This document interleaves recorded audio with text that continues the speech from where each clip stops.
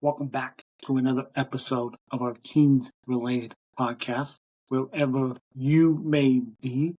And on today's episode, we are going to talk about the impacts that the Orlando Magic and Memphis Grizzlies trade has on the Sacramento Kings for this upcoming season. But first, before we get into that episode, if you're watching on YouTube, please hit that subscribe button, hit that thumbs up, leave a comment down below.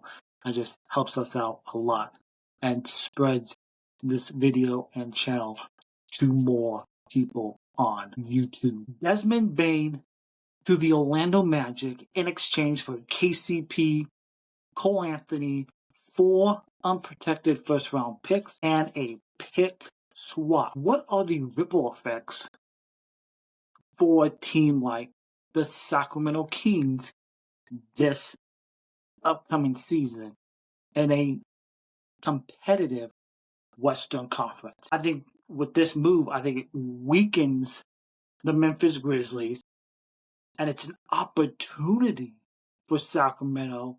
Desmond Bane, arguably the Grizzlies' second best player and cornerstone of that Grizzlies offense, and trading him for KCP, who is a 3-and-D role player, still a really good player. Cole Anthony, young, a bench scoring guard, comes with a little insurance just in case Morant deals with more injuries like he has this past season and the year before. It lowers Memphis's ceiling in the short term.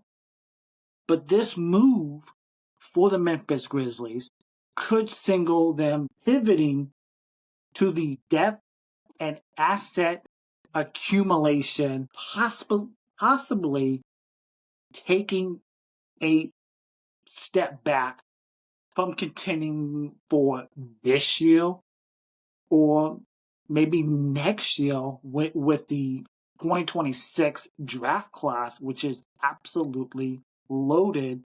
And the Sacramento Kings, who are trying to get back into that top 6 like they were in that Beam Team 1 year when they broke their 16-year playoff drought, they would directly benefit from one fewer contending team like Memphis if they were to drop out. And other than the Western Conference, this increases the competition in the East with Desmond Bane going to Orlando.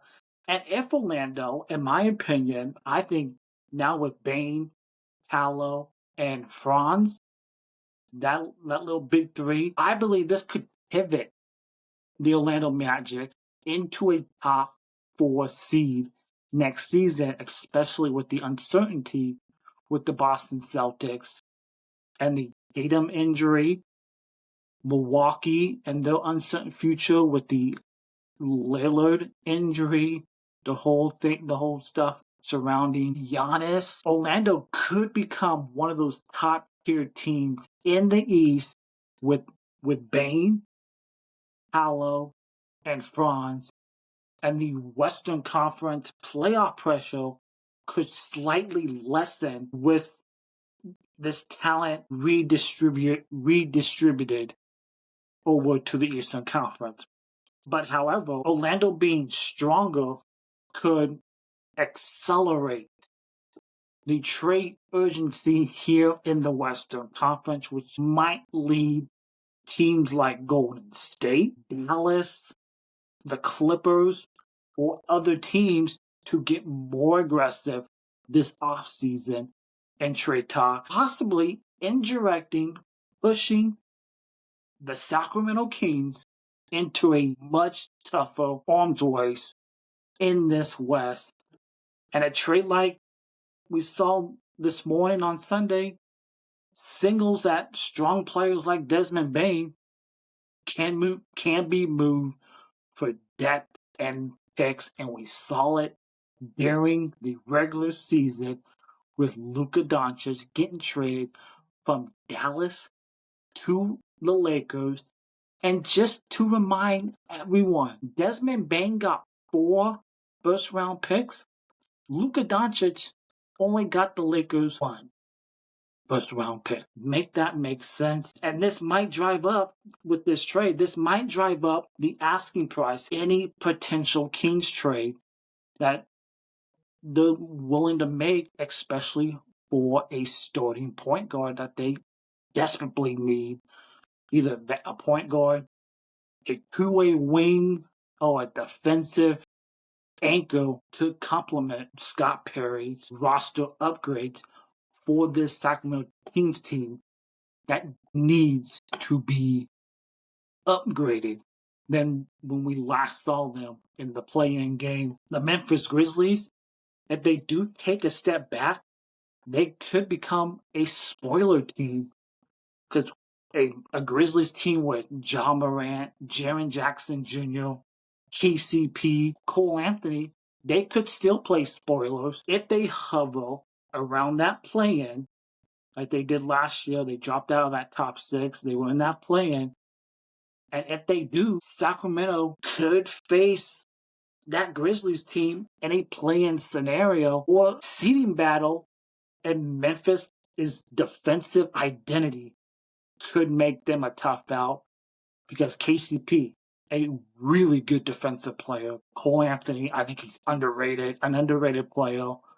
I like that move for both the Grizzlies and Orlando. But if you look at it from a Grizzlies perspective and how it can impact Sacramento, in my opinion, I think what the Grizzlies should do, they should really look at maybe shopping Morant and Jaren Jackson, because of the 2026 draft class being so stacked and loaded.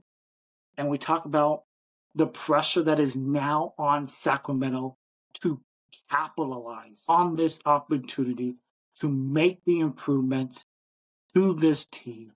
No first-round pick, but there are rumors about Sacramento trying to jump into that first round. And with Memphis maybe taking a reset approach, there's pressure now on this Kings team, Scott Perry, and this front office to strike while this window is open. If you are really looking to compete next year at a competitive level, not just be in a play-in situation, but in that top 6, you need consistent production from Keegan Murray. Devin Carter, can he take that next step in his development? Sabonis continues to do what he can do. Keon Ellis, what he did this past season from a shooting perspective, they could leap into and whatever moves that the Kings make with the point guard situation, trading DeMar DeRozan. You make the right moves if you're Scott Perry, you could leap the Kings into possibly the top 6, because the Western Conference is not going anywhere.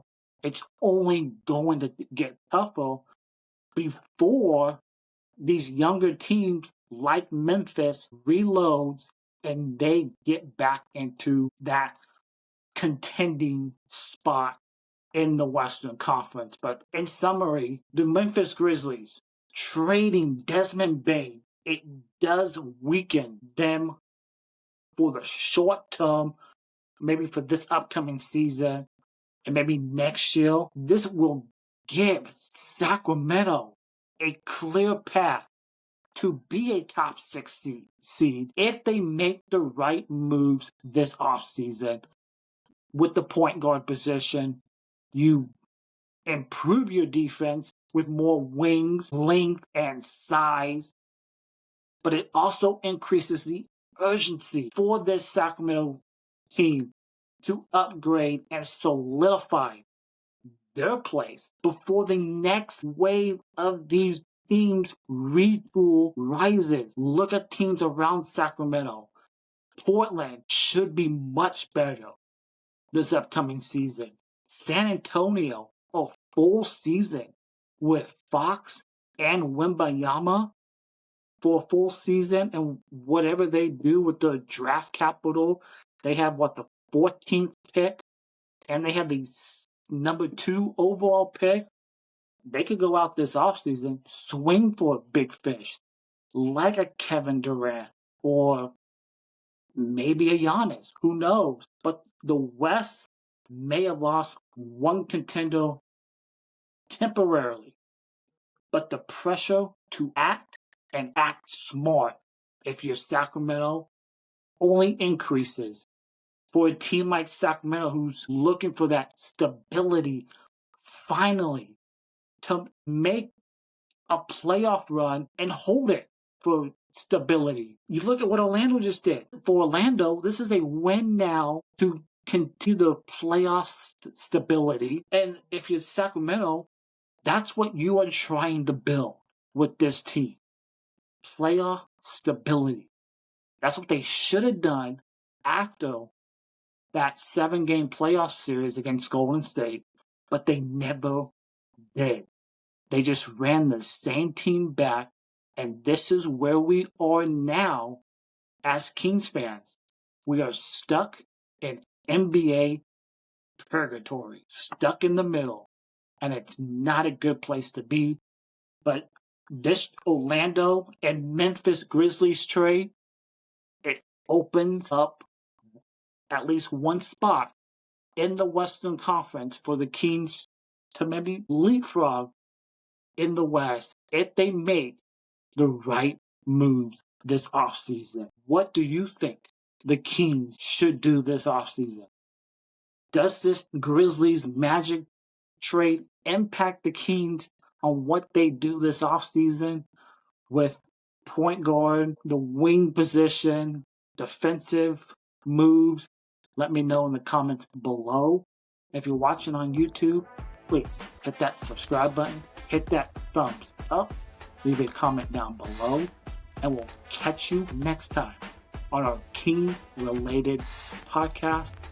Take care, and as always, go Kings.